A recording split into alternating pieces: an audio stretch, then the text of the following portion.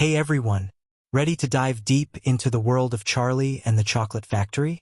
Released on July 15, 2005, this film has sparked endless discussions, and today, we're uncovering every thrilling detail. If you enjoy this deep dive, don't forget to hit that like button. It really helps us grow. And for more incredible movie explorations and hidden gems, subscribe to the channel. Now, let's unravel the magic behind this cinematic masterpiece. From the very first frame, Tim Burton's vision takes hold. Snow-dusted rooftops, a fragile wooden house crookedly tilting on a hill, and a soft, orchestral score set the tone for a story that blends fantasy with emotional weight. Charlie Bucket lives with his parents and 4 grandparents in a house so small. Their love is the only thing that keeps it warm. Played by Freddie Highmore, Charlie isn't just a poor boy with a dream. He's the heart of the film, the moral compass in a world tilting toward greed and indulgence. The world outside is mesmerized by the legend of Willy Wonka, the reclusive genius who created the most imaginative chocolate factory on Earth but vanished from the public eye. His factory's gates have remained closed for years, its interior a mystery, guarded by rumor and wonder. That changes when Wonka announces a contest. 5 golden tickets hidden in chocolate bars, each granting access to the magical kingdom behind those iron gates. What follows is a global frenzy.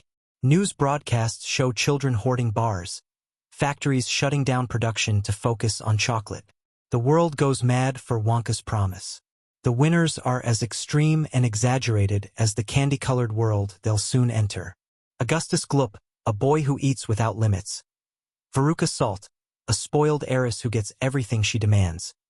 Violet Beauregard, obsessed with victory and self-glory. And Mike TV, a cynic wrapped in digital addiction and disdain.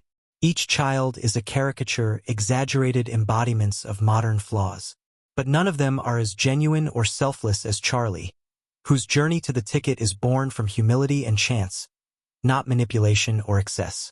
His decision to spend money on food for his family instead of rushing for chocolate only emphasizes the film's core message. Kindness and values matter more than wealth or fame. And then comes the factory itself. The gates creak open and the group is greeted by Johnny Depp's Wonka. Pale, quirky, and eerily distant.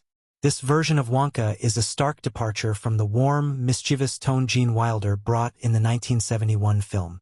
Depp's portrayal is layered with discomfort. A man haunted by the ghosts of his past, masking trauma with control, humor, and a near-robotic detachment. It's polarizing, but intentionally so. Wonka isn't supposed to feel safe. He's a genius trapped inside the glass walls of his own mind, more isolated than any of the kids he guides through his world. The factory is a living dream.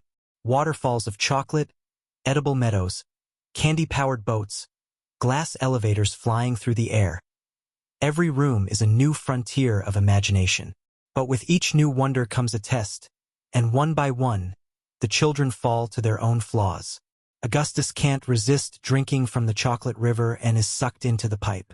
Violet, obsessed with being first and best, inflates into a giant blueberry. Veruca, whose entitlement knows no bounds, is attacked by nut-sorting squirrels and sent down the garbage chute. Mike, obsessed with technology and superiority, shrinks himself in a teleportation experiment gone wrong. Each downfall is accompanied by a satirical musical number, sung by the Oompa Loompas, every lyric lifted directly from Roald Dahl's book, set to wildly different musical styles by composer Danny Elfman. These aren't just punishments. They're reflections of a world raising children without boundaries. Between these darkly whimsical episodes, we're given a look into Wonka's own childhood.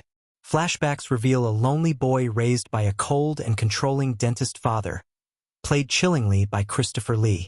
The elder Wonka banned candy entirely, concerned only with dental hygiene. The repression, the lack of affection, and the overwhelming control turned young Willy into a rebel, running away to chase freedom and sugar-fueled fantasy. These scenes don't just fill in gaps, they reframe everything. Wonka's factory is more than a place of wonder. It's a coping mechanism. Every corridor, every machine, every suite is a patchwork in the mind of a boy who never truly grew up, hiding his pain in gumdrops and gadgets. But it's Charlie who slowly begins to break through. Where the others crumble, Charlie listens. He learns.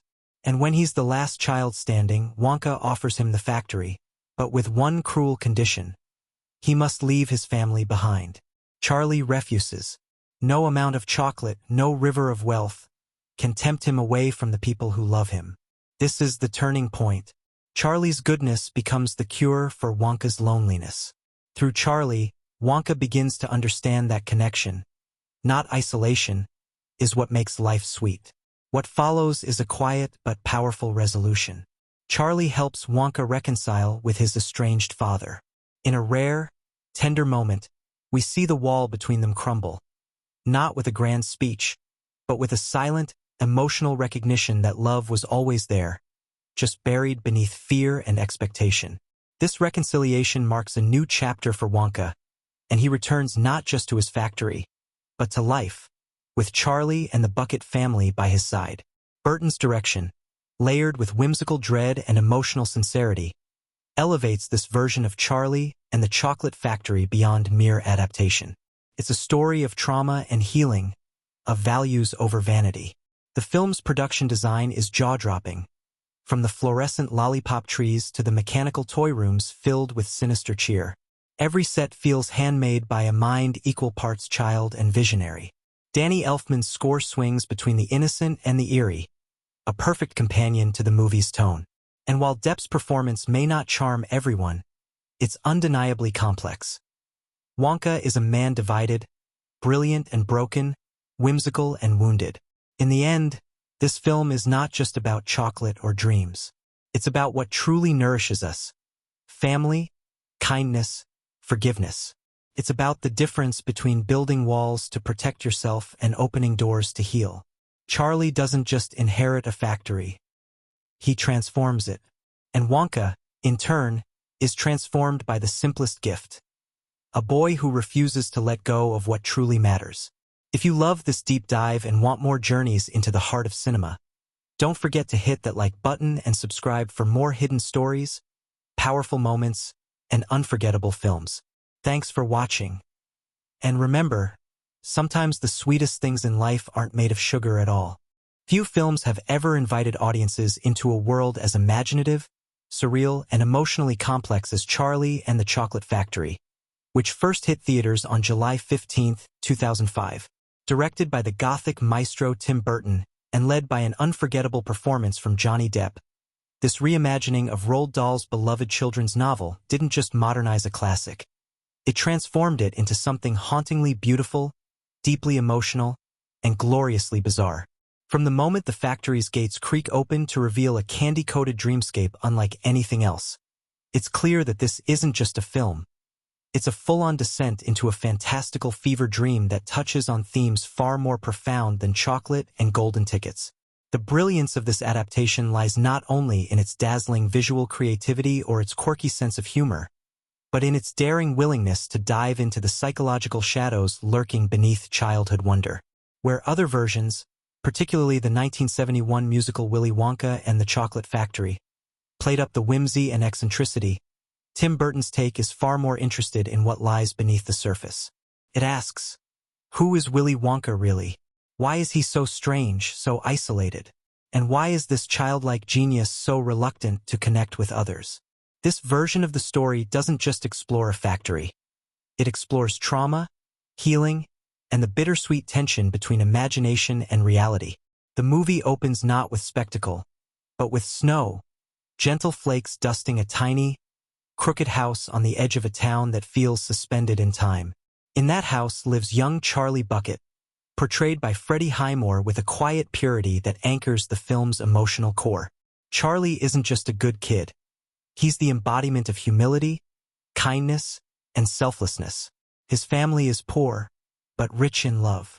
They share meals of cabbage soup, sleep in the same room, and support each other with unbreakable warmth. In an era of me-first storytelling, Charlie stands as a reminder that goodness, no matter how small, still matters. His world changes the day Willy Wonka, the reclusive confectionery king, announces a once-in-a-lifetime contest. 5 golden tickets, hidden in chocolate bars around the globe, each granting their bearer access to the legendary Chocolate Factory, no one has seen inside for years. The frenzy that follows is chaotic, funny, and satirical. Burton's commentary on consumerism and desperation. People buy boxes by the truckload, fortunes are spent in minutes, and the media treats the event like a second coming. As ticket after ticket is found, the children who win are introduced, and each of them feels like they've stepped out of a fable. There's Augustus Gloop, the bottomless eater from Germany, whose appetite knows no boundaries. Veruca Salt, the spoiled heiress whose every whim is indulged without hesitation. Violet Beauregard, the ultra-competitive gum-chewing champion with a superiority complex to match her mother's ambition. Mike TV, the cynical, tech-addicted boy genius who sees the world as beneath his intellect. And then, finally, Charlie, who finds the last ticket not through greed or manipulation, but through sheer, humble luck. It's this juxtaposition that sets the tone for the adventure that follows. Each child represents a vice. Each is a walking lesson. But Charlie is the soul. The moment the factory's gates open, we're plunged into a world that only Tim Burton could construct.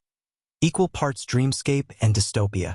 The chocolate river, the edible landscapes, the glass elevators soaring in every direction, the Oompa Loompas performing stylized, surreal musical numbers. It's all utterly breathtaking and just slightly unsettling. Burton infuses every set with a sense of otherworldliness, as if the laws of physics and logic have been rewritten by a sugar-fueled mind. The production design is immaculate, blending practical effects with just enough CGI to create a world that feels tactile yet fantastical. You can almost smell the chocolate, feel the sticky candy underfoot, hear the gears grinding in whimsical machines designed with no purpose other than to delight. And then, of course, there's Wonka himself. Johnny Depp's portrayal of Willy Wonka is one of the most talked about and divisive elements of the film. Far from the charming trickster played by Gene Wilder, Depp's Wonka is pale, neurotic, and socially awkward. He speaks in clipped, almost robotic tones, flinches at human contact, and frequently flashes back to memories of a cold, overbearing father who forbade candy altogether. It's a bold choice, one that makes perfect sense under Burton's direction. This Wonka isn't just strange for the sake of it. He's a man damaged by isolation and repression, who created a world of imagination to protect himself from the pain of the real one. In many ways, he's the loneliest character in the film. As the children make their way through the factory, their flaws quickly catch up with them. Augustus falls into the chocolate river, sucked away by a pipe. Violet inflates into a massive blueberry after testing an experimental gum. Veruca is attacked by nut-sorting squirrels and deemed a bad nut. Mike shrinks himself in a teleportation chamber. Each exit is choreographed with a musical performance by the Oompa Loompas, each song adapted directly from Dahl's original text and given unique musical styles, from Bollywood to psychedelic rock, courtesy of composer Danny Elfman. These sequences aren't just amusing. They're loaded with satire, pointing fingers at modern parenting, media obsession, and the erosion of childhood innocence. But beyond the visual candy and cautionary tales, the true heart of the film is the evolving relationship between Wonka and Charlie. Unlike the original film, where Wonka's test is more a surprise at the end, this version makes Charlie's moral clarity central to the story. When Wonka offers him the factory on one condition, that he leaves his family behind, Charlie's response is immediate and firm. No, he won't trade love for wealth, home for power. This moment doesn't just prove Charlie's worth. It shakes Wonka to his core. This rejection forces Wonka to confront the emptiness of his own existence. The factory, with all its marvels and magic, is just a cage he built for himself. A place to hide from people, from memories, from pain. Charlie's simple but profound loyalty to his family becomes a turning point. It isn't enough to have an empire of sweets. What matters is who you share it with. In a powerful sequence, Charlie helps Wonka reunite with his estranged father. No speeches, no theatrics, just quiet forgiveness, the kind that feels more real than any fantasy ever could. By the film's end, the factory has transformed, not physically but spiritually. It's no longer a place of isolation, but a home. Charlie and his family move in, not as caretakers of candy, but as anchors for a man who forgot what love looked like. And in return, Wonka offers them not just a lifetime supply of chocolate, but something far more valuable: belonging. What makes Charlie and the Chocolate Factory extraordinary is how it balances spectacle with substance. It would have been easy for Tim Burton to simply deliver a visual overhaul. A factory with fancier gadgets, more dazzling colors, and bigger effects. But instead, he dares to make it deeper. He paints Wonka not as a whimsical icon, but as a deeply human figure, one who needs saving as much as the misbehaving children. The film repositions the narrative away from punishment and toward healing. Freddie Highmore's performance as Charlie is essential to this. His quiet strength, his soft-spoken wisdom, his unshakable kindness, all serve as a grounding force for the film's chaos. And Johnny Depp's offbeat take on Wonka, while controversial, is layered and fascinating. Beneath the gloves and awkward smiles is a man trying desperately to hide the child he once was. The supporting cast is equally brilliant. Each child actor fully commits to their character's exaggerated flaws, while the parents play their roles with pitch-perfect cluelessness or indulgence. David Kelly, as Grandpa Joe, is especially endearing. A warm presence who brings gentle wisdom to every scene he's in. From a technical standpoint, the film is a marvel. The production design by Alex McDowell is rich with texture and invention. Costumes pop with color and character, each child dressed like a walking symbol of their vice. The cinematography captures both the dark and the delightful, shifting tones effortlessly. Danny Elfman's score is, as always, a character in its own right, playful one moment, haunting the next. And the use of the Oompa Loompas, all portrayed by actor Deep Roy and digitally multiplied, adds both humor and a strange, almost robotic sense of rhythm to the unfolding morality play. So why did Charlie and the Chocolate Factory become a cultural phenomenon? Because it dared to reimagine a classic without simply copying it. Because it spoke not just to children, but to the child within every adult who ever felt out of place or unloved. Because it asked bold questions in the middle of a candy-coated landscape. Questions about trauma, about empathy, about the true meaning of success. It invited viewers to look past the glitter and find the beating heart underneath. It sparked debate, inspired Halloween costumes, and revived interest in Roald Dahl's original works. It stood out in a sea of safe adaptations by taking risks. Some that landed with everyone, others that divided opinion, but always with purpose. It reminded audiences that fairy tales can be strange, sad, and healing all at once. And it reminded Hollywood that reboots don't have to be hollow. They can be hauntingly beautiful, if you dare to peel back the wrapper. In the end, Charlie and the Chocolate Factory is more than just a journey through a wonderland of sweets. It's a journey through the human soul. It's about a boy who has nothing, yet gives everything. About a man who has everything, yet feels nothing. And how, through the simple act of kindness, both are transformed. It's a story of imagination, yes, but more than that, it's a story of redemption. One that lingers long after the last Oompa Loompa fades away. Hey everyone! Ready to dive deep into the world of Charlie and the Chocolate Factory? Released on July 15, 2005, this film has sparked endless discussions, and today, we're uncovering every thrilling detail. If you enjoy this deep dive, don't forget to hit that like button. It really helps us grow. And for more incredible movie explorations and hidden gems, subscribe to the channel. Now, let's unravel the magic behind this cinematic masterpiece. In a world where dreams often seem out of reach, young Charlie Bucket's life begins in the humblest of ways. Crammed into a tiny, tilted house on the edge of a snowy town, sharing a single bed with 4 grandparents and surviving on cabbage soup.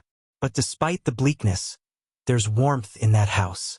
Charlie's family radiates love, resilience, and hope, with Freddie Highmore capturing Charlie's gentle soul and unwavering kindness in every soft-spoken line and longing glance toward Willy Wonka's towering factory, which looms in the distance like a monument to wonder and mystery.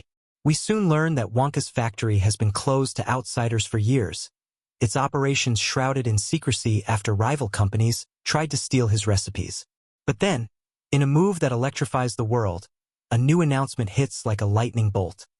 5 golden tickets have been hidden inside Wonka chocolate bars, and those who find them will receive a personal tour of the factory and a lifetime supply of chocolate. The world goes mad. The golden ticket hunt ignites a global frenzy. Candy stores are flooded. People buy thousands of bars in bulk, and headlines scream with speculation.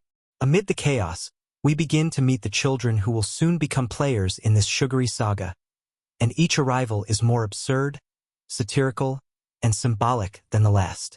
First is Augustus Gloop, a gluttonous boy from Dusseldorf, Germany, who proudly chomps his way through mountains of chocolate with zero self-control. He's loud, careless, and unapologetically driven by appetite.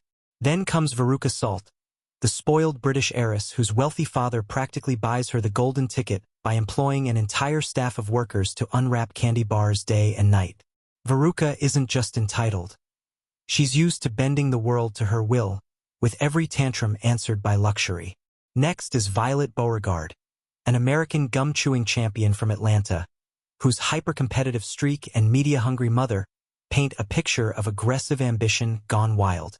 Violet treats life like a sport, always striving to win, even when there's nothing to win. And then there's Mike TV, a coldly intellectual and sarcastic boy from Denver, Colorado, obsessed with technology and logic. He openly mocks the very idea of magic and sees the world as a puzzle to be hacked rather than admired. Each of these children is a caricature of modern-day flaws: gluttony, greed, pride, and cynicism, wrapped in colorful wrappers and coated in childhood innocence. And then, just as hope begins to fade, a miracle happens. In the most poetic twist of fate, Charlie, with no money to his name, stumbles upon a $10 note buried in the snow. He rushes into a shop, buys a Wonka bar, and unwraps what no one else could find: the final golden ticket. The moment is quiet, almost dreamlike. There's no chaos or cameras, just the soft gasp of realization as Charlie's world shifts forever. Word spreads, and the ticket becomes the talk of the town. Charlie rushes home, breathless, where his family reacts with tears and cheers. But when Grandpa Joe, who hasn't stood in years, rises from bed to accompany Charlie to the factory, it's a moment of pure magic. It's more than excitement. It's transformation. It's hope given legs. And then, the day arrives. The factory gates, guarded and untouched for decades, finally creak open to reveal a figure draped in purple velvet, topped with a black hat and wielding a cane. Willy Wonka, played by Johnny Depp in one of his most unusual roles, steps out to greet the winners with a tight-lipped smile and a voice that's soft, clipped, and oddly detached. From the start, this Wonka is different. There's something unsettling beneath the surface. He's socially awkward, emotionally distant, and hides behind rehearsed lines and flashcard greetings. It's clear this is a man who knows how to create worlds, but not how to navigate the real one. As the factory doors close behind them, the real journey begins. The first room they enter is the Chocolate River Room, a surreal, almost divine indoor jungle with trees made of candy, grass that can be eaten, and a flowing river of liquid chocolate. It's a dreamland brought to life, vibrant and immersive. But the awe quickly gives way to chaos when Augustus Gloop, unable to control his hunger, starts scooping up chocolate with his bare hands and eventually tumbles headfirst into the river. He's sucked up a pipe and whisked away to the fudge room. Wonka reacts not with concern, but with dry detachment, as if this outcome was not only predictable, it was necessary. "He'll be fine," Wonka says, though the Oompa Loompas, tiny workers, all played by Deep Roy and dressed in colorful uniforms, soon burst into a musical number that acts as both a warning and a celebration. Their song, adapted from Roald Dahl's original poem, is part moral lesson, part theatrical roast. Augustus' downfall is framed not as tragedy, but consequence. With one child down, the tour continues and the next stop is just as strange: the inventing room. Here, Wonka shows off his latest and most ambitious candy, a 3-course meal in a single stick of gum. Violet Beauregard, naturally, insists on trying it, ignoring every warning. The gum begins as intended: tomato soup, roast beef, blueberry pie. But the final course backfires, and Violet begins to swell, slowly, then rapidly. into a giant, spherical blueberry. It's equal parts hilarious and horrifying. Her mother screams. The Oompa Loompas appear once again, this time with a jazz-infused routine warning against pride and competition. Violet is rolled away to be juiced, and just like that, another child exits the adventure. Throughout the journey, Charlie remains humble, observant, and respectful. He asks questions, shows wonder without greed, and quietly becomes a mirror for Wonka. Someone who views the world not with calculation, but with awe. Meanwhile, Wonka begins to experience flashbacks triggered by the children's interactions, glimpses of a strict and joyless childhood under the care of his father, a dentist named Wilbur Wonka. These moments come without warning, blending seamlessly into the fabric of the story, revealing that Willy wasn't always this strange. He was made this way, shaped by rejection, forced into isolation, and ultimately left to find solace in candy and imagination. His eccentricity isn't a mask. It's a scar. As the tour progresses, tension builds. Each room is more imaginative, more chaotic, and more symbolic than the last. The nut room, with its army of trained squirrels sorting good nuts from bad, becomes the stage for Veruca Salt's downfall. Demanding one of the squirrels for herself, she charges forward, only to be deemed a bad nut and thrown down the garbage chute. Her father follows shortly after.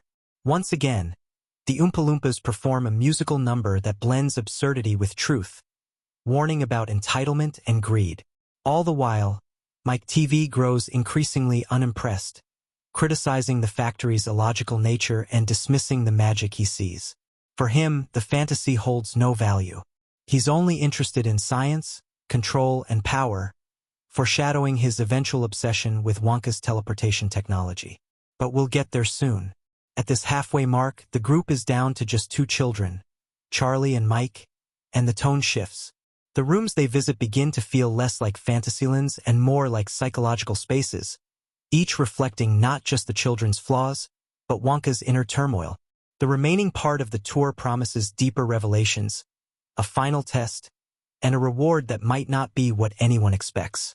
So far, what began as a story about 5 golden tickets and a magical candy factory has revealed itself to be a deeper parable about childhood, character, and emotional inheritance.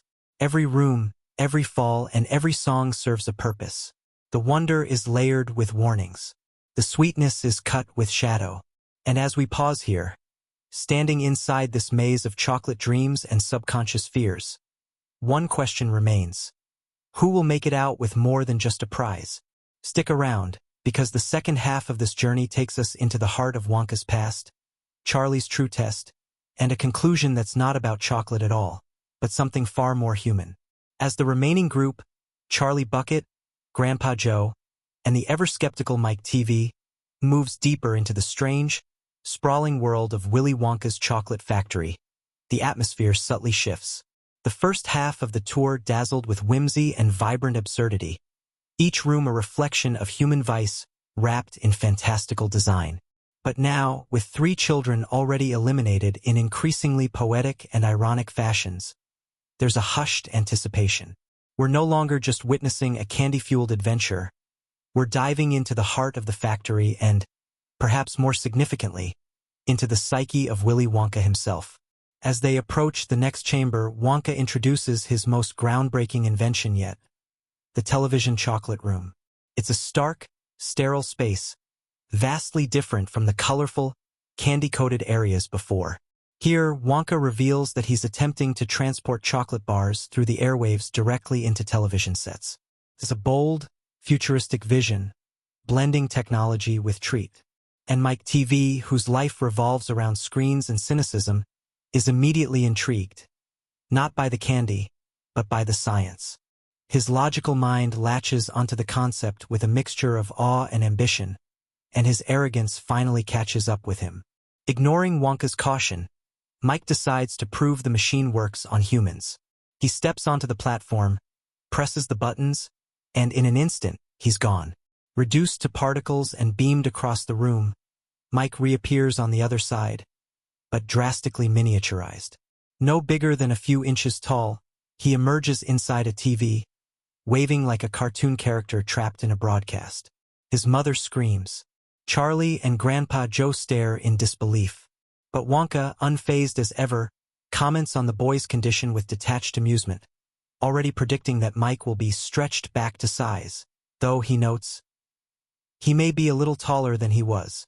The Oompa Loompas reappear, of course, performing what may be their most sharply satirical number yet, warning about the hypnotic grip of television and the dangers of living life through screens. The message lands like a digital slap. Technology without balance warps. This is where the story takes its most unexpected turn. With a smile that's both final and hollow, Wonka congratulates Charlie. The tour is over. Charlie is the last child standing. But when Charlie asks about the lifetime supply of chocolate, the supposed prize, Wonka seems oddly evasive. Grandpa Joe presses for answers, and that's when the catch is revealed. They broke the rules. Earlier, when Wonka offered the fizzy lifting drinks, Charlie and Joe couldn't resist. They took a few sips and nearly floated to their deaths, only escaping by burping their way back to the ground. It was a detour, a minor moment, but now it comes back with weight. Wonka coldly declares they've forfeited the prize, his tone sharpened by a perfectionist's sting. He ushers them out with no thanks, no reward, no warmth. The mood, once enchanting, is now ice-cold. Charlie, heartbroken but dignified, doesn't argue. He simply places the everlasting gobstopper, a rare, coveted invention Wonka had gifted each child as a souvenir, on Wonka's desk. It's a small gesture, but one laced with integrity. And that's the moment everything changes.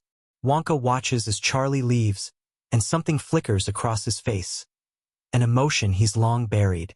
Trust, surprise, hope. This wasn't just a tour. It was a test. Each child had been given the gobstopper with the unspoken temptation to sell it to Wonka's rivals.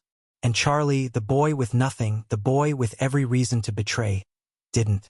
That's when Wonka opens the door again, not just to the factory, but to something deeper. He reveals the true purpose behind the tour. He's been searching for someone to inherit the factory. Not an employee, a child, an heir, someone pure, untainted, someone who could preserve the spirit of imagination and wonder that the world, and Wonka himself, has begun to lose. But there's one more twist. There's a catch even Charlie can't accept. Wonka insists that in order to live in the factory and take over, Charlie must leave his family behind. No contact, no visits, just him and the chocolate. The offer is heartbreaking. For a boy who treasures his family above all else, it's unthinkable. Charlie gently declines. A chocolate factory is a wonderful place, he says, but it's not home. And suddenly, the cracks in Wonka's candy-coated armor begin to show. This rejection pierces him. It stirs something buried deep within, memories of his own father, a cold, rigid dentist who forbade sweets and dismissed creativity. Through carefully interwoven flashbacks, we see a younger Wonka suffering under strict discipline, his world devoid of joy. His love for candy didn't grow out of indulgence, it was rebellion, escape. One day, he ran away to pursue his dream, only to return home years later and find the house gone. His father had vanished, leaving no trace. Wonka turned his pain into isolation, surrounding himself with inventions and distractions, building a fortress of sugar around a heart that hadn't healed. But Charlie's refusal to abandon his family plants a seed in Wonka. It's not just the boy's honesty that moves him. It's the realization that maybe his way of living, however extraordinary, is incomplete. Maybe having someone to share it with, not just to inherit the factory, but to truly connect with, is what he's been missing all along. The story pivots once more. Wonka seeks out Charlie, not to reoffer the factory, but to ask for help. For the first time, he's vulnerable. He admits he doesn't know how to fix what's broken between him and his father. Charlie, in his quiet wisdom, suggests the simplest solution. Go find him. And together they do. In a gentle, emotional climax, Wonka is reunited with his estranged father, Wilbur, who turns out to have never stopped caring. The stern dentist, played by Christopher Lee, opens his door to find the son he lost, and accepts him not with scolding, but with the warmth of time-softened regret. It's a brief exchange, but it shifts everything. The man who built a fortress now sees the value in bridges. From there, the final scenes bring the story full circle. Wonka, changed by his experience, reapproaches Charlie with a different proposal. Not just to take over the factory, but to live there with his family. No more choosing between wonder and love. The two can coexist. The Bucket family, wide-eyed and joyful, move into the chocolate factory, and Charlie's dream becomes reality. Not just the fantasy of sweets, but the richness of having both love and purpose in a world that once offered him neither. The factory, once cold and mechanical despite its vibrant surfaces, becomes warmer. The Oompa Loompas smile more. The machines hum less loudly. The inventions continue, but now there's laughter. There's life. And in this final transformation, the movie makes its true statement. Not about chocolate, not about punishment or reward, but about the importance of heart. About how even the most extraordinary dreams mean nothing if we can't share them. Charlie and the Chocolate Factory ends not with a sugar rush, but with a sweet, slow realization. That imagination must be grounded in empathy. That childhood wonder is sacred. And that sometimes, the greatest gift isn't a golden ticket. It's a child showing a broken man how to heal. Looking back at every scene, every fall, every eccentric turn, it all clicks into place. Augustus' gluttony, Veruca's greed, Violet's pride, Mike's cynicism. Each flaw wasn't just a reason for removal, it was a mirror for Wonka. Each child represented a part of himself he'd either lost or refused to face. And only Charlie, whose heart never wavered, could hold that mirror without judgment. So when we reflect on this strange and stylized tale, what lingers isn't just the chocolate rivers or the edible flowers. It's the journey of two people, one young and hopeful, the other brilliant but broken, who find in each other the pieces they were missing. It's about the inheritance of joy, the repair of wounds, and the courage to choose kindness when the world offers shortcuts. In the end, Charlie and the Chocolate Factory isn't just a fantastical reimagining of a beloved book. It's a deeply emotional exploration of what it means to grow up without losing your heart. And for that reason alone, it deserves to be unwrapped, savored, and remembered. In a world saturated with flavor and fantasy, it's the people, not the candy, that leave the most lasting impression. Charlie and the Chocolate Factory, 2005, may wrap itself in whimsical wonder, but beneath the swirling lollipops and cascading chocolate rivers lies a layered portrait of human nature, longing, innocence, and redemption. At the heart of it all is a boy so humble and sincere that the fantastical world around him feels like it was made just for him. But the magic of this story doesn't rest on one character alone. It blooms through contrasts, through those who are broken, flawed, indulgent, and proud, and in doing so, makes the journey of transformation all the more meaningful. Charlie Bucket is the quiet pulse of the film. Played with astonishing restraint and purity by Freddie Highmore, Charlie isn't just the protagonist. He's the moral center. In a time when child characters often bounce between exaggerated sweetness or precocious sarcasm, Highmore delivers something rare. Sincerity without naivety. His Charlie doesn't dream of grandeur. He dreams of family dinners, a repaired roof, and perhaps, just once, a piece of real chocolate. His motivations are heartbreakingly simple. He wants to bring joy to his family. That humility becomes his superpower. When the golden ticket comes to him not as a reward for greed or obsession, but through a selfless act of returning change, the moment feels earned in a quiet, almost sacred way. Charlie is not extraordinary by design. He's extraordinary because he remains good in a world that often punishes goodness. But opposite Charlie stands the towering figure of Willy Wonka, played with eccentric genius by Johnny Depp. Depp's performance, controversial in its departure from previous interpretations, peels back the layers of the Candy Man in ways that are both unsettling and deeply human. Gone is the warm paternal figure cloaked in mystery. This Wonka is a recluse, socially awkward, even emotionally stunted. He's a man driven by vision but haunted by ghosts, of rejection, of childhood trauma, of a father who could never understand him. Depp plays him not as a mentor, but as a child frozen in time, still rebelling against the dentist father who banned candy from his life. His factory is both a kingdom and a cage, a place where he can control every variable, except, of course, human connection. Through Depp's subtly fractured expressions and clipped delivery, we see a man who has forgotten how to feel. And it is only through Charlie, and eventually through confronting his own past, that Wonka finds the courage to embrace what he's spent a lifetime avoiding: love. Their relationship isn't instantaneous. Wonka isn't warm to Charlie, not at first. He marvels at his politeness, sure, but he doesn't grasp its value. It's only when Charlie refuses to abandon his family, when he returns the gobstopper instead of selling it, that something shifts. Wonka sees what he could never become on his own. Someone whole. Someone kind, not because of reward, but because it's simply who they are. And in that moment, the factory becomes more than a funhouse. It becomes a mirror, reflecting all the things Wonka had buried.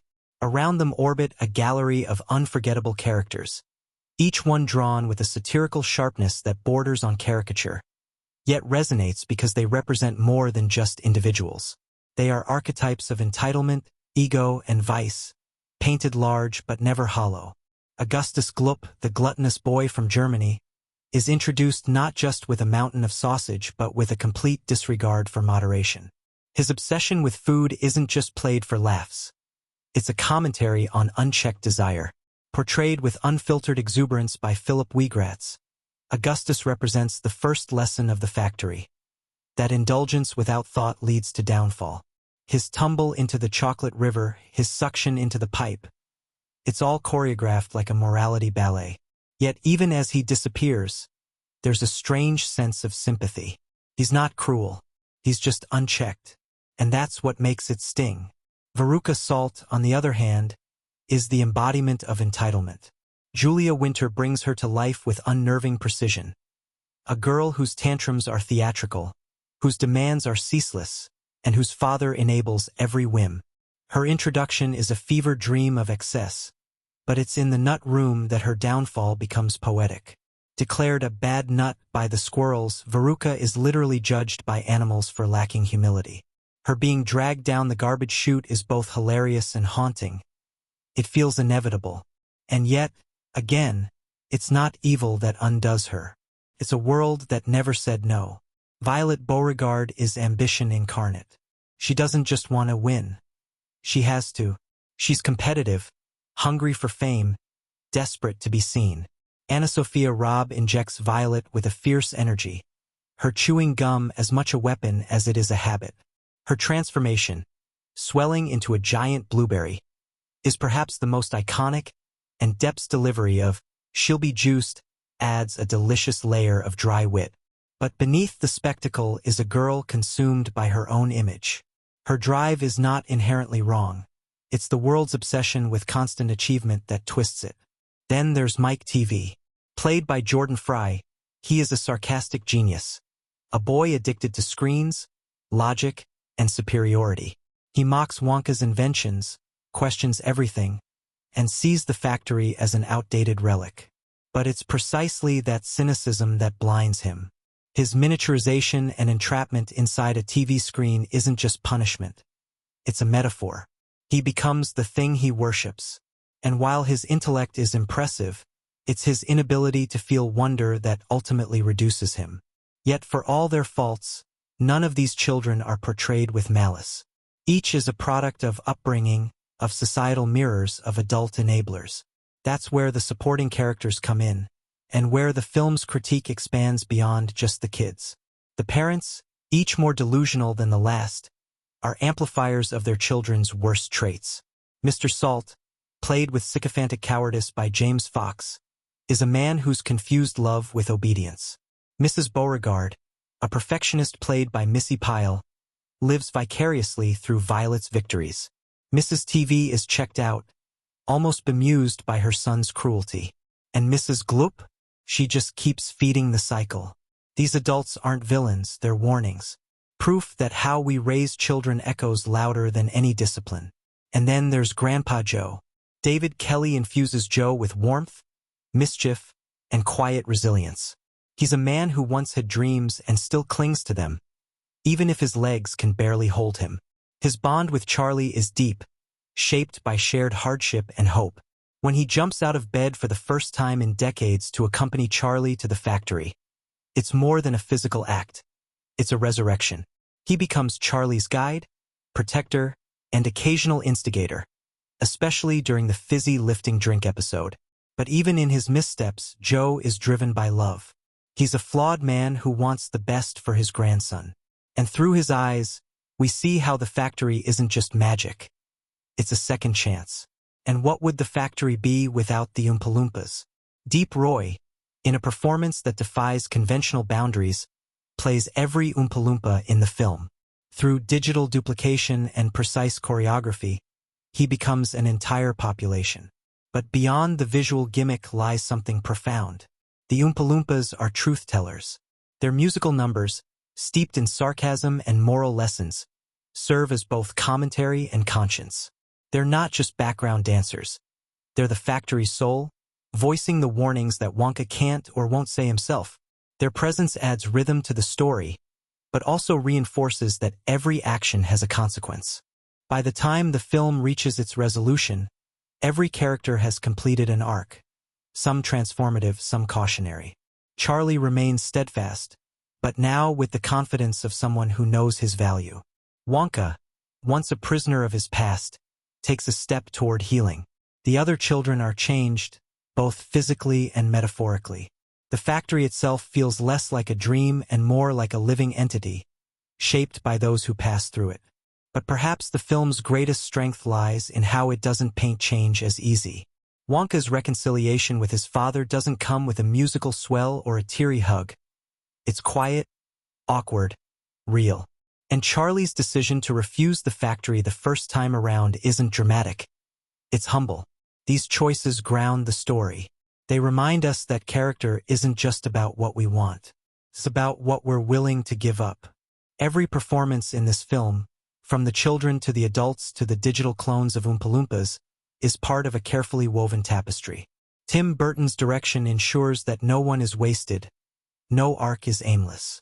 The heightened style serves a purpose, to amplify truth through exaggeration. And while some choices, especially Wonka's portrayal, were divisive, they dared to explore. They dared to ask, what if this wasn't just a fable? What if this was a story about healing hidden in sugar? In the end, Charlie and the Chocolate Factory is not just a tour of the bizarre.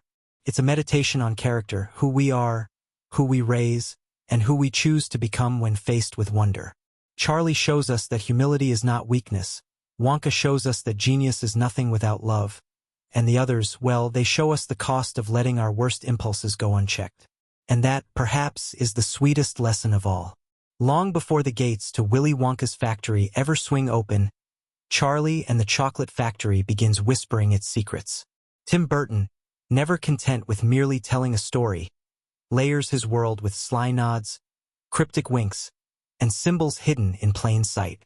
Every frame breathes with detail, as if the factory itself is sentient, testing not just the children within it, but the audience watching from afar. For those willing to look beyond the wrappers and wonder, the movie becomes not only a visual feast, but a coded message about identity, legacy, temptation, and redemption.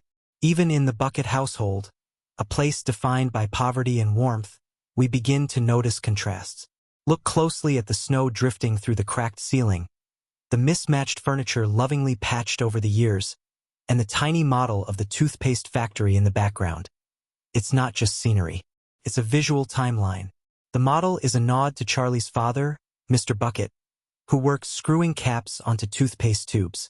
Later, when he's laid off and replaced by a machine, the foreshadowing is both technological and thematic. But the genius of this detail isn't only in showing his job's fragility. It's in the subtle payoff. Near the end of the film, we see Mr. Bucket working again, this time repairing the very machine that replaced him. It's a quiet, beautiful metaphor.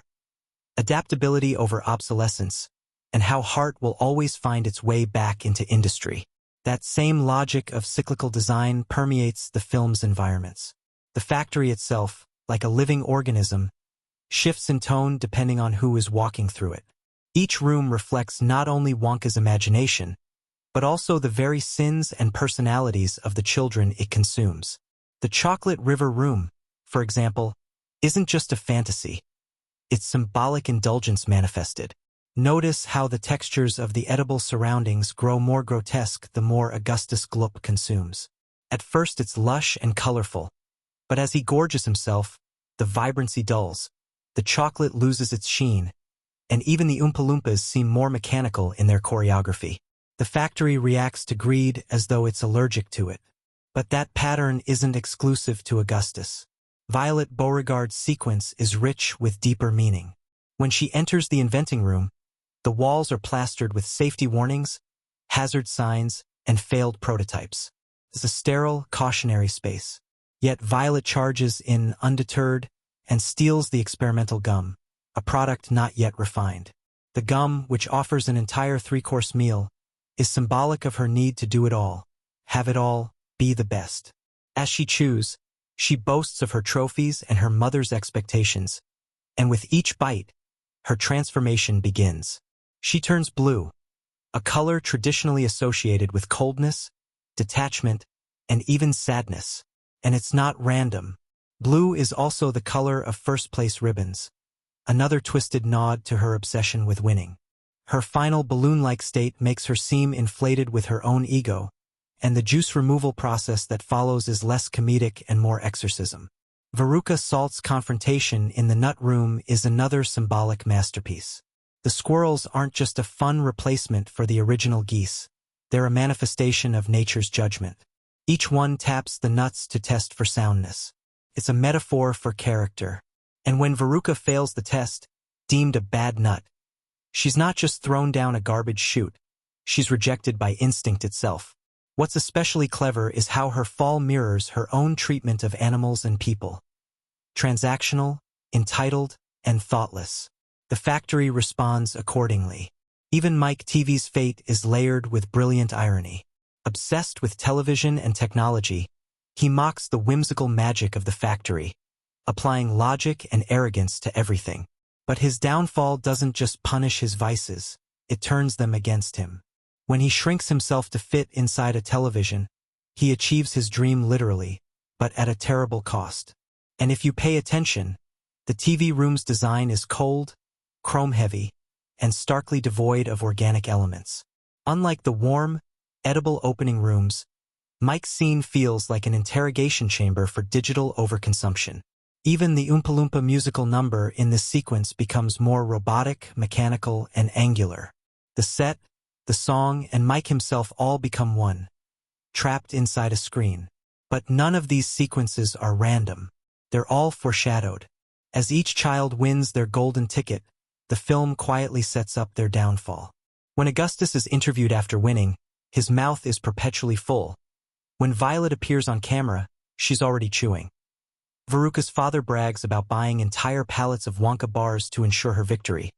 And Mike hacks the system, using math and logic to deduce the pattern of ticket placement.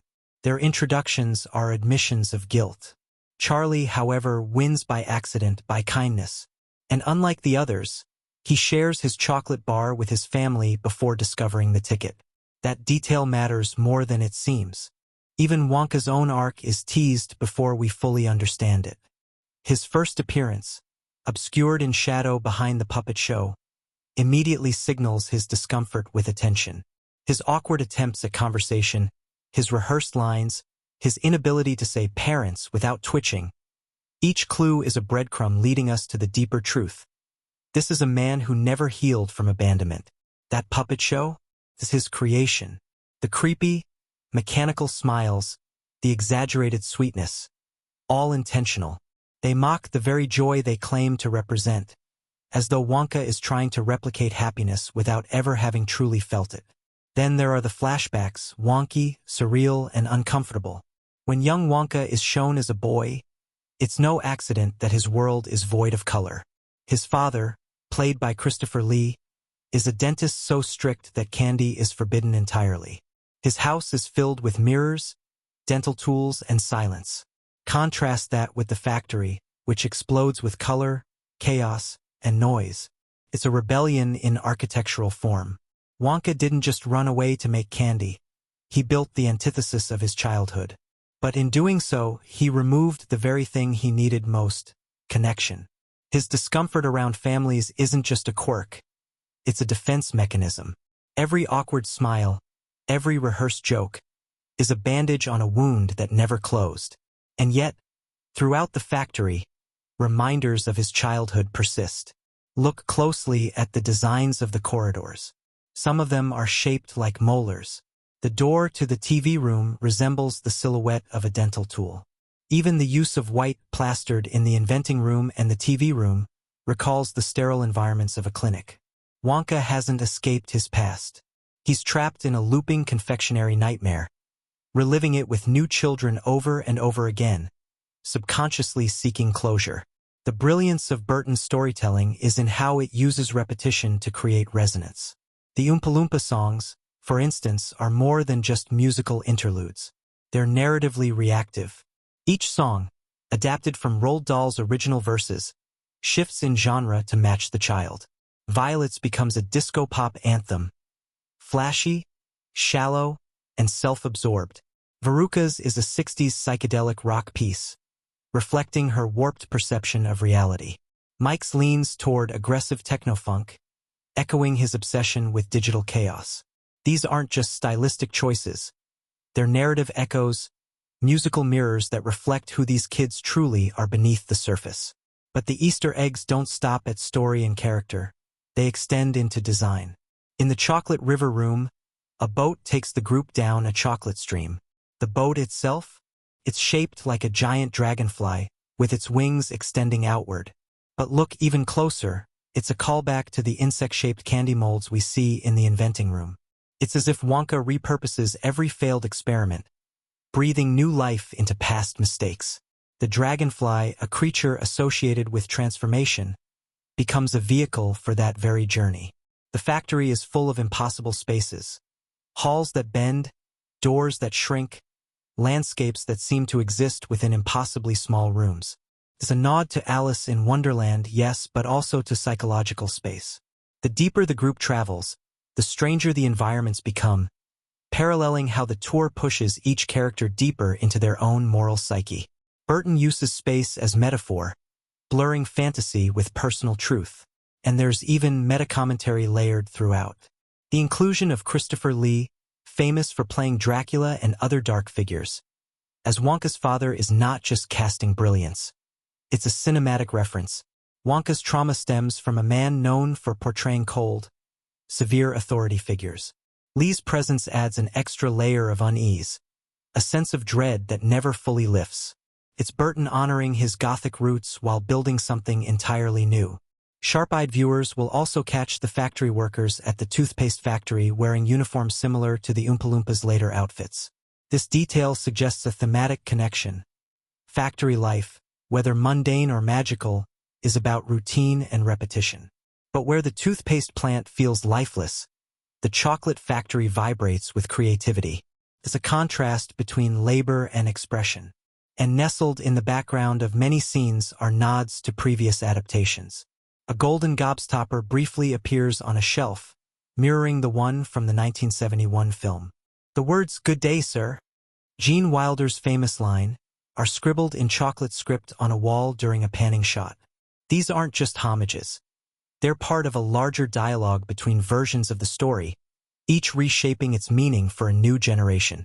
Perhaps the most powerful hidden element is the design of the elevator, the Great Glass Elevator. Its trajectory isn't random. When it smashes through the factory roof, it doesn't soar into a clear sky. It flies through fog, clouds, uncertainty. It's only when Charlie insists on bringing his family with him that the view begins to clear. The elevator isn't just transportation, it's symbolic ascent, a metaphor for emotional clarity, for connection, for lifting others as you rise.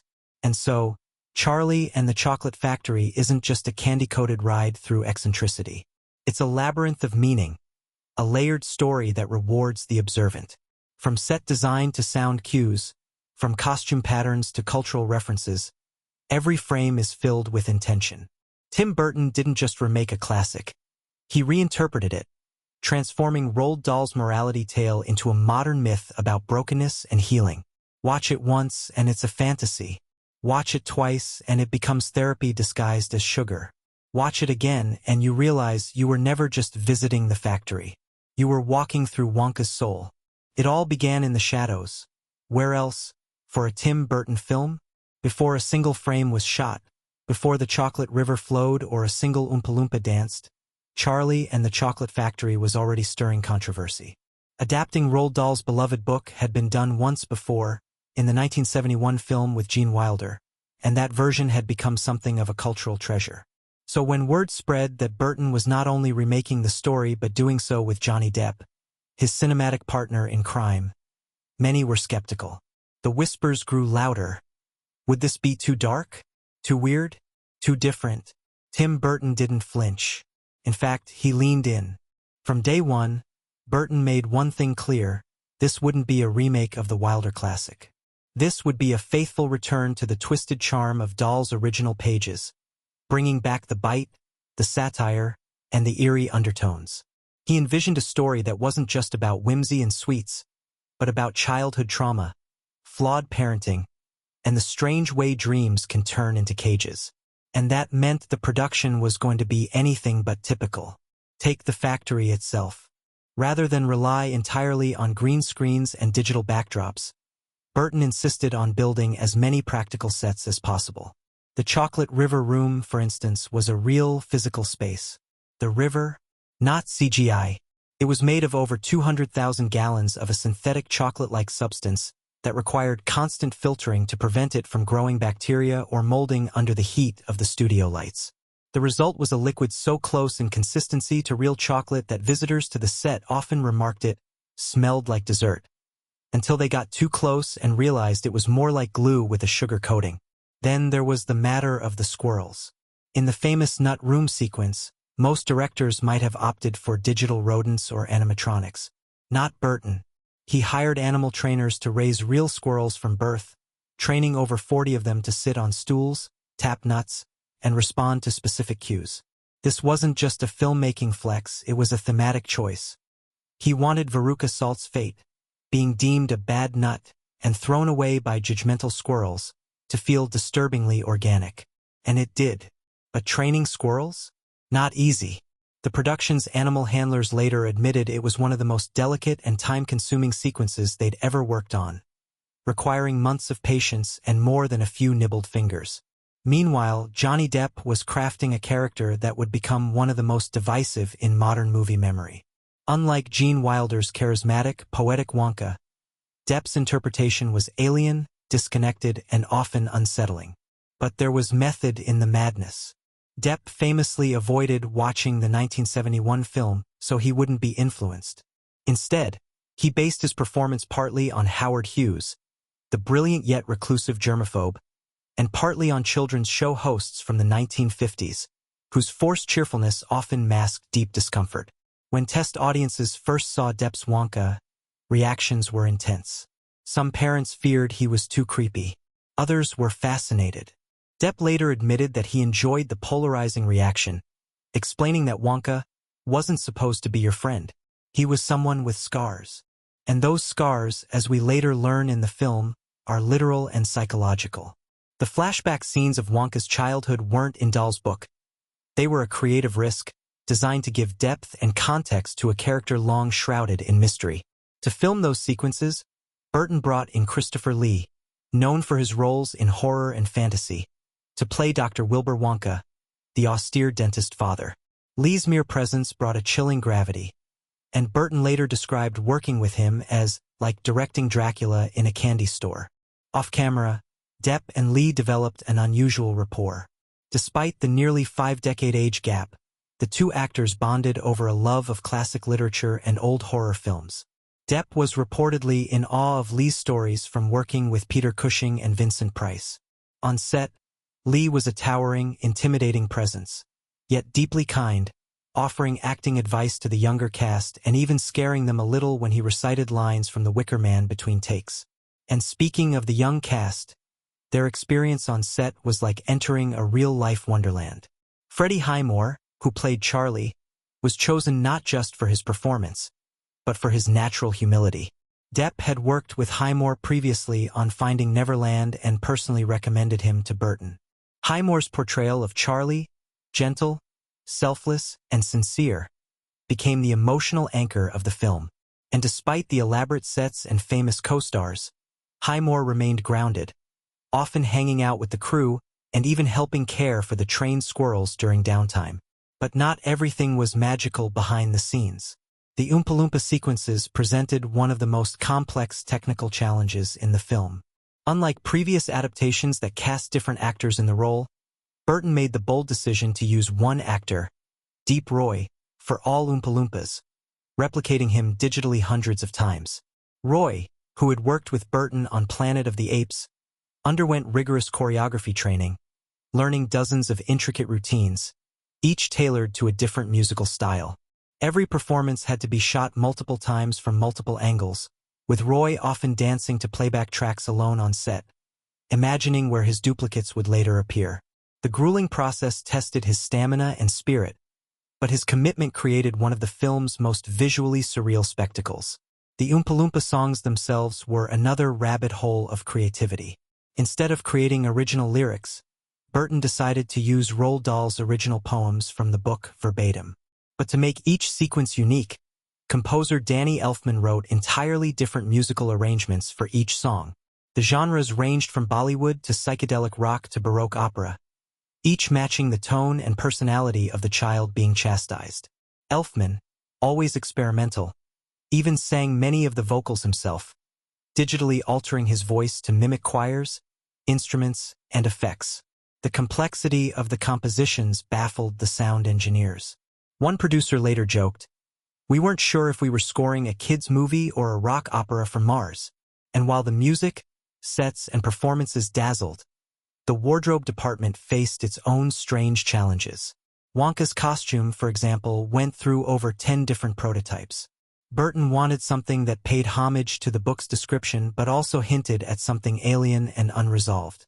The final look, a deep purple velvet coat, black gloves, tinted glasses, and a bobbed haircut, was designed to evoke both childlike innocence and repressed trauma. The gloves, a detail many viewers noticed but couldn't quite place, were a nod to Howard Hughes' germophobia and Wonka's own fear of physical contact. In fact, every accessory had meaning. The walking stick, hollow and translucent, representing both transparency and fragility. The top hat, a classic magician's touch, but also a symbol of the persona Wonka hides behind. On set, the mood ranged from playful to peculiar. Burton, known for his eccentric methods, kept the atmosphere whimsical but controlled. He reportedly encouraged cast members to think sideways, often explaining scenes in metaphors instead of direct instructions. One crew member recalled him saying, "This isn't a candy factory, it's a brain, and we're walking through someone's memory of candy."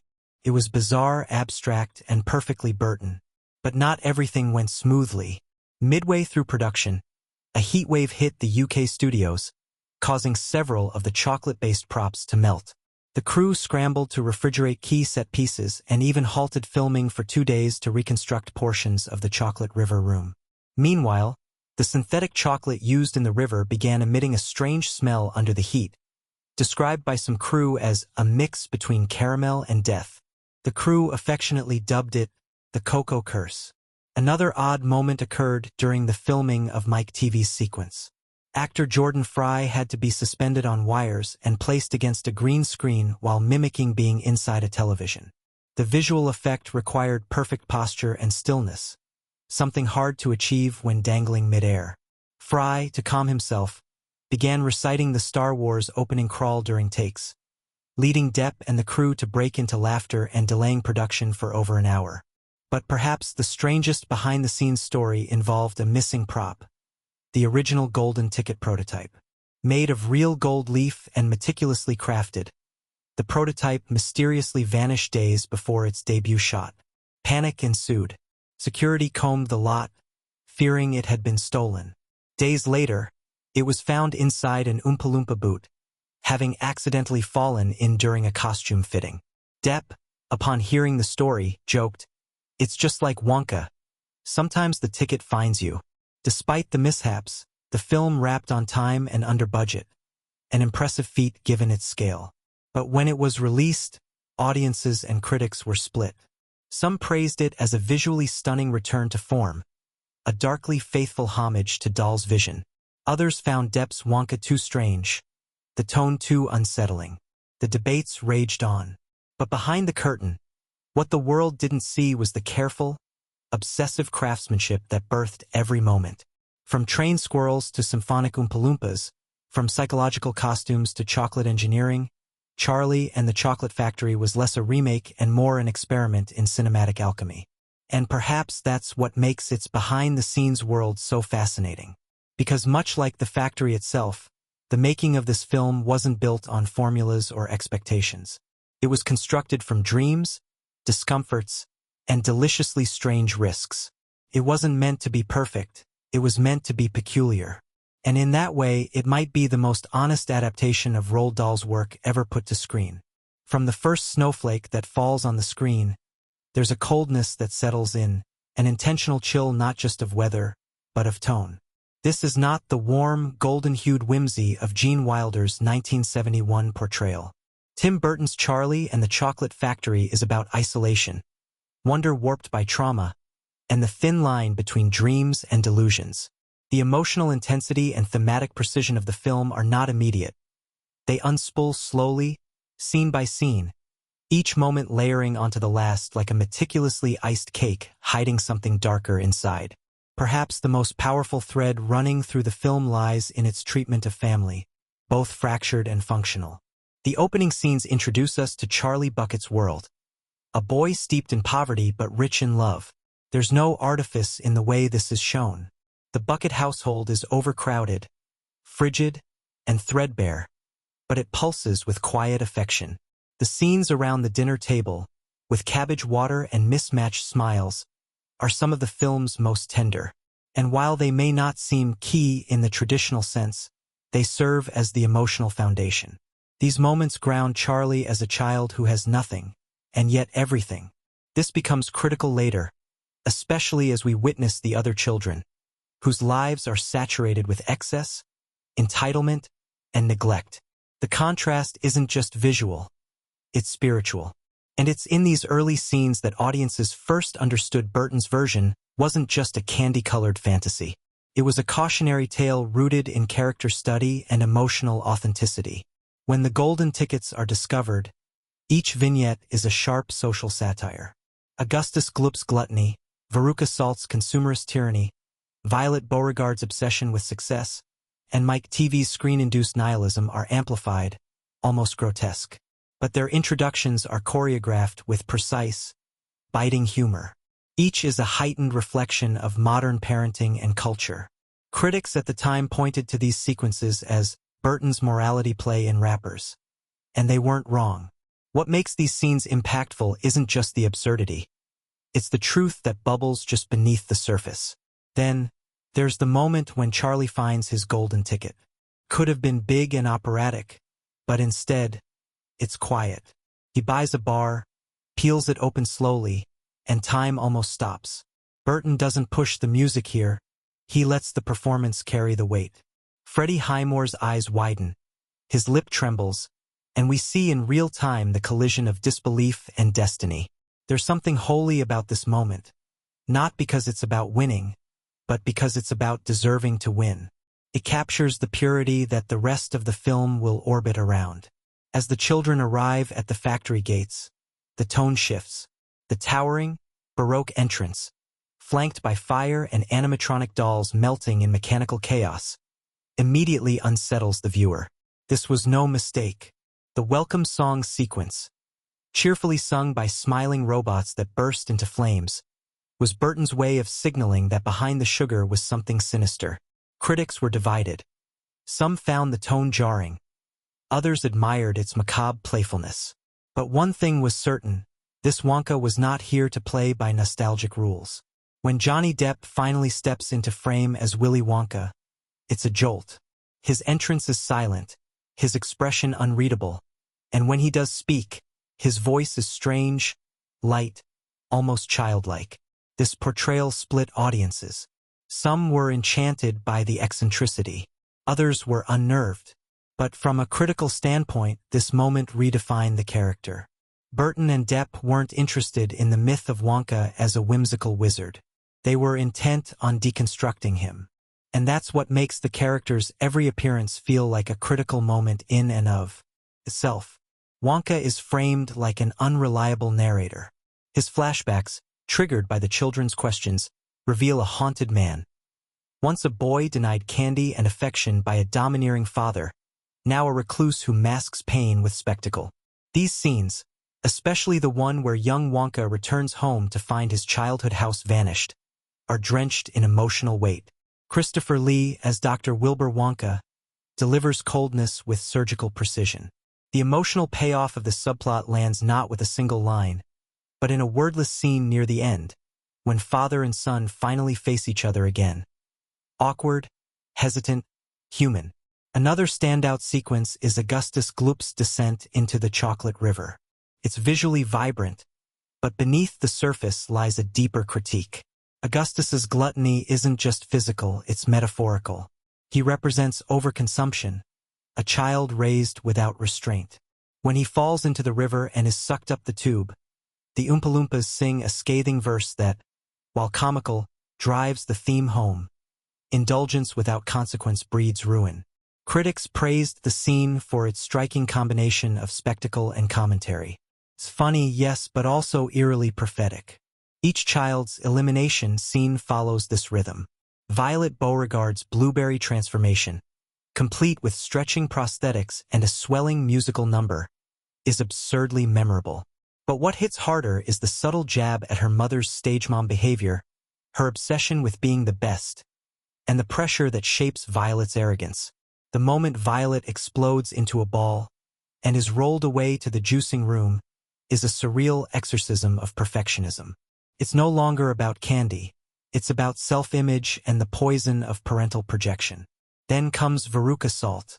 Her nut room scene is arguably the most Burton-esque. The stark, sterile white contrasted with the surreal image of squirrels judging her worth. This moment is pure psychological horror dressed in a fairy tale. Veruca demands a squirrel, stomps toward them, and is immediately pinned down, diagnosed a bad nut, and tossed down the garbage chute. The symbolism is sharp. Here's a child raised to believe she owns the world, only to be discarded when she fails the test of worth. And her parents? They follow her down, helpless, finally forced to share the fate of the monster they created. Mike TV's segment is perhaps the most prescient. A boy who only values screens, whose intelligence is weaponized into cynicism, finds himself shrunk and trapped inside a television. It's a commentary on the digital age before smartphones had even taken over. And when his mother tries to comfort his now-inch-high form, it's played more for tragedy than comedy. Mike's arc critiques not just media addiction, but the way intellect can curdle into superiority when left unchecked. In one of the darkest musical numbers, the Oompa Loompas channel Queen and Bowie in a psychedelic rock sequence that both dazzles and disturbs. Through all this, Charlie remains untouched. Not by the factory's magic, but by its temptations. It's in the final confrontation, when Wonka offers Charlie the factory, but only if he leaves his family behind, that the film crystallizes its central message. Charlie says no. He turns down a lifetime of wonder because love matters more than dreams if those dreams come at the cost of those you care about. It's a pivotal moment, quietly delivered but thunderous in implication. And for critics who question Depp's oddness throughout, it's in this moment, when Wonka finally feels something, that his performance is redeemed. He realizes, perhaps for the first time, that his pain and his wonder have been walls, not bridges. Charlie's refusal is the mirror he didn't know he needed. And in that quiet devastation, the film finds its resolution. Not in candy, but in connection. The final scenes, where Charlie and Wonka rebuild not just the factory but their lives, offer a kind of emotional catharsis. Burton doesn't go for saccharine endings. Instead, he lets silence and subtlety do the work. A dinner table once empty is now filled. Wonka, once alone, now sits among family. The factory doesn't close its gates. It opens to something new. From a critical perspective, these key moments aren't just impactful because of what happens. They matter because of how they happen. The film doesn't rely on big speeches or contrived tears. It trusts its imagery, its actors, and its themes to carry the emotional load. And for viewers willing to look deeper, each scene becomes more than a spectacle.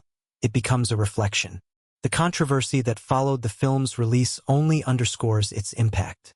Critics who expected nostalgia were rattled. Those who embraced its darker edges found it layered, bold, and rich with meaning. In retrospect, the film's tonal risks, Depp's performance, the childhood trauma subtext, the satire were what gave it staying power. Audiences who revisit the film years later often report new discoveries. Lines that once felt odd now carry emotional weight. Visual cues, like the repeated motif of mirrors and reflections, take on deeper significance. Even the musical numbers, once seen as quirky diversions, reveal themselves as moral monologues, judgments, warnings, and pleas. And isn't that the essence of great cinema? To leave you thinking long after the credits roll? Charlie and the Chocolate Factory may not be everyone's cup of cocoa, but for those who connect with its vision, its key moments linger like a memory of childhood, sweet, strange, and maybe a little bittersweet. Because in the end, it's not just a movie about chocolate. It's a story about growing up, about the walls we build and the bridges we sometimes forget we need to cross. It's about what we choose to value. Wealth or wonder, sugar or soul, dreams or the people who dream with us. And through every twist, every song, every unsettling smile, Tim Burton's film never forgets that the most powerful magic isn't found in candy. It's found in compassion. That, more than any factory or golden ticket, is what makes these key moments unforgettable. From the opening moments of Charlie and the Chocolate Factory, snow drifts across the screen in gentle swirls, but beneath the tranquil surface lies something deeper. A story rich with themes, symbols, and biting commentary on the world as we know it. This isn't just a tale of sweets and golden tickets. It's a mirror, a funhouse reflection of our culture, our values, and the quiet struggles that shape who we are. Through Tim Burton's distinct visual language and Roald Dahl's scathing wit, the film evolves into a modern fable, one that unpacks morality, trauma, excess, and the very fabric of human connection. At its core, the film explores poverty and privilege, not as opposites, but as defining forces that mold character. Charlie Bucket, living in a collapsing shack held together by dreams and devotion, becomes the living embodiment of humility, patience, and gratitude. His world is small, but his heart is expansive. The contrast between Charlie's world and those of the other golden ticket winners is immediate and jarring. While the Buckets share cabbage water and stories around a dinner table propped up by love, the other children are saturated in abundance. Material wealth paired with emotional neglect. Each of these children becomes a cautionary archetype, and in doing so, the story makes its central argument: what you have doesn't define you, how you're raised does. This idea is mirrored symbolically through the factory itself. From the outside, Willy Wonka's Chocolate Factory is a monolithic structure of wonder, mystery, and temptation. But once inside, it becomes a labyrinth of morality. Each room is more than a set piece. It's a test, a representation of inner flaws externalized. The chocolate river is more than a whimsical stream of sweets. It's a trap for gluttony, a symbol of desire unchecked. When Augustus Gloop falls in, he doesn't just get wet, he's consumed by the very thing he worships. It's a commentary on overindulgence, particularly in Western society, where consumption often eclipses need. Then there's the nut room, inhabited by eerily intelligent squirrels who determine whether someone is a good nut or a bad nut. Veruca Salt fails the test, of course. Not because she's spoiled, but because she treats life like a shopping list. Her sense of entitlement, her belief that everything has a price, makes her incompatible with nature, with innocence, with balance. The squirrels don't hesitate. She's discarded like a husk. It's a brutal yet metaphorically sharp judgment. A child raised without boundaries becomes unfit for the world's natural order. But perhaps the most resonant theme is the one centered on parenting and generational influence. Every child in the film is paired with a parent who, in some way, fails them. Augustus's mother enables his every craving. Violet's mother pushes her child to chase perfection. Veruca's father cannot say no.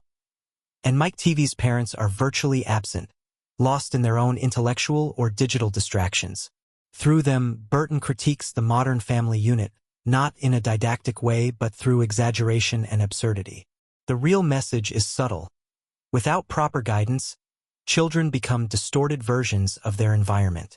Charlie stands alone as the only child with a true emotional support system. The presence of his parents and all four grandparents, while played for warmth and whimsy, is deeply symbolic. They are the moral compass he carries with him into the factory. Their love is quiet, but steadfast. And in a world where loudness and greed often win, Charlie's humility and empathy shine brighter than any golden ticket. This is the heart of the story, not a quest for riches, but a meditation on what truly matters in life. The story also deals with trauma, particularly through Willy Wonka himself. In this version, Wonka is not just an eccentric confectioner. He's a man deeply scarred by his childhood. His father, a cold and austere dentist, forbade him from enjoying candy, imposing fear and dental hygiene over emotional connection. The flashback scenes, clinical, colorless, and heartbreaking, unveil the psychological roots of Wonka's detachment. He didn't build a factory just to make candy. He built a fortress to escape the pain of his past. Every whimsical invention within the factory is a coping mechanism. The Oompa Loompas are not just workers. They're the only people Wonka allows close. The glass elevator, soaring in all directions, represents his refusal to stay grounded. Even the carefully constructed trials for each child reflect his obsession with control. He cannot afford chaos, because chaos once meant abandonment. Symbolically, Wonka's entire world is a trauma response dressed in sugar. This dimension of the film ties directly into the theme of emotional isolation versus human connection. Wonka may be a genius, but he is fundamentally broken. The pivotal moment comes when he offers Charlie the factory, but only if he leaves his family behind. It's a subtle trap, a reflection of his own path.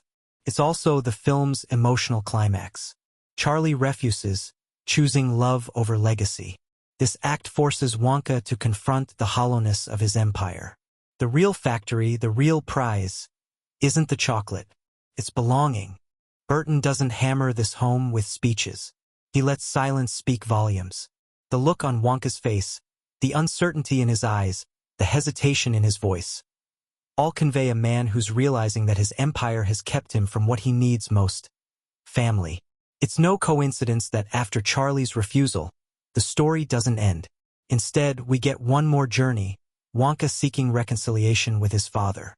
This sequence, understated and delicate, carries profound symbolic weight. It's a breaking of generational cycles, a return not just to a person but to a part of himself he locked away. This theme resonates strongly with modern audiences. The world Charlie inhabits isn't some distant fantasy. It's our own, seen through a surreal lens. The film subtly critiques consumerism, overparenting, toxic ambition, and disconnection, all while masquerading as a children's tale. The deeper one looks, the clearer the parallels become. Violet is the embodiment of hypercompetitiveness, her every move driven by trophies and validation. Mike TV is a warning about desensitization, about what happens when intelligence is severed from empathy. Veruca is late-stage capitalism in a fur coat, insatiable, entitled, and doomed. And through it all, Charlie and the Chocolate Factory champions innocence not as naivety, but as strength. Charlie doesn't win because he's clever or brave. He wins because he listens, he cares, and he knows what truly matters. In a culture that often mocks sentimentality, Charlie is proof that kindness is radical. Even the visual symbolism in the film reinforces these ideas. Burton's color palette is deliberate. The Bucket household is steeped in muted blues and browns, drab, but warm. The factory, by contrast, explodes with color, but it's synthetic, overstimulating, and often alien. The chocolate room, with its edible grass and flowing river, is Eden reimagined, but its dangers are ever present.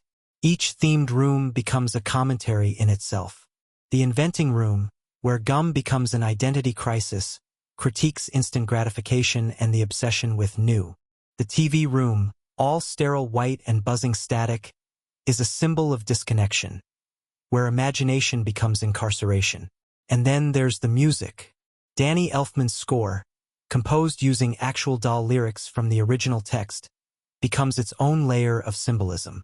Each Oompa Loompa number isn't just a performance, it's a morality play. The bizarre, genre-hopping musical styles, disco, Bollywood, rock opera, are more than stylistic flair. They represent cultural chaos, the overstimulation of modern life, and how even our lessons have become spectacles. It's a clever subversion. We're entertained by the warning, distracted by the message itself. But perhaps the film's most haunting symbol is the golden ticket. On the surface, it's a dream come true, a one-in-a-million shot at wonder and success. But in practice, it reveals the truth about human nature. The ticket becomes a magnifying glass, amplifying the flaws of each winner. For Augustus, it means more food. For Veruca, more control. For Violet, another accolade. For Mike, a new frontier to dominate. Only Charlie sees it for what it is, a gift, not a guarantee. In this way, the golden ticket symbolizes opportunity stripped of entitlement. It's the ultimate test. What do you do with a miracle? The social commentary woven throughout Charlie and the Chocolate Factory is razor-sharp, but never preachy. Burton understands that the most effective critiques are the ones you don't realize you've absorbed until afterward. The film asks questions through spectacle. What happens when parenting becomes passive? When wealth shields children from consequence? When trauma is buried instead of faced? When we define value by what can be bought? And just as crucially, how do we heal? Wonka's journey is a shadow arc to Charlie's. Where Charlie is whole despite lacking, Wonka is fractured despite having everything.